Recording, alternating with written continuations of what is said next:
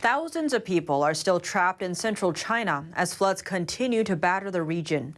Residents in the worst-hit city are not seeing any official rescue efforts. They have to count on either private sector volunteers or themselves. Efforts to save residents in flood-hit Henan province appear to encounter setbacks. That's because authorities there either embezzle the donated supplies or sell them for profits.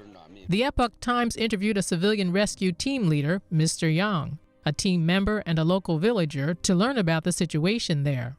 It's all done by private volunteer organizations. Yang says volunteers went to the localities to deliver supplies by themselves, but when they got there, no officials showed up to help distribute them. It's Yang's second time there. The military has taken over the area after he left the last time, but more people are reaching out to him for help.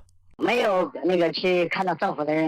don't see what the government workers were doing, and we did many works. In the end, when it's nearly all done, the military came and took it over. They didn't really do the work, and we were all evacuated.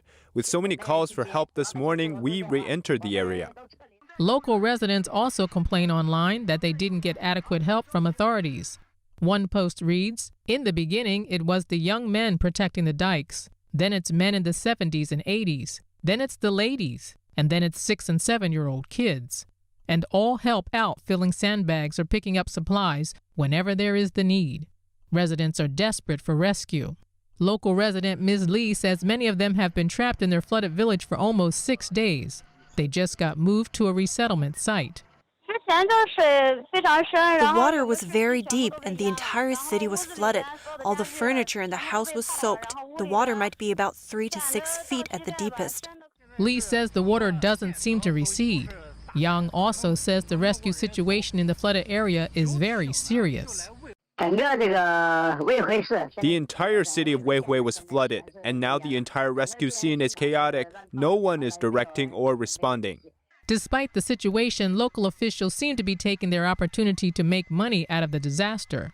Another volunteer, Ms. Wang, says she received a few calls from trapped villagers, saying they were getting ripped off. A local store owner told her that some donated supplies couldn't reach the victims.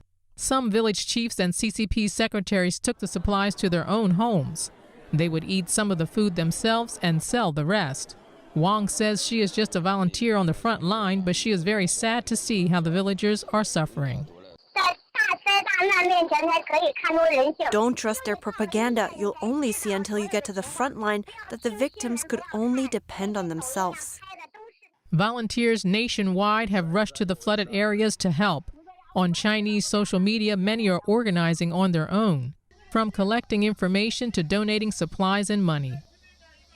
And Chinese volunteers got severe electric shocks while rescuing people amid the floods. That's because local authorities resumed power without warning.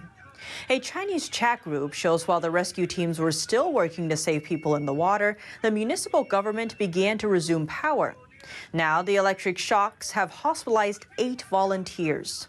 The post continues, "This is not a government, this is the underground." An urgent warning was posted in the chat group, saying all rescue teams immediately get out of the water. The Weihui municipal government has resumed the power supply. A reply says, "With all those people in the water, isn't it murder to resume power? The volunteers' conditions are currently unknown."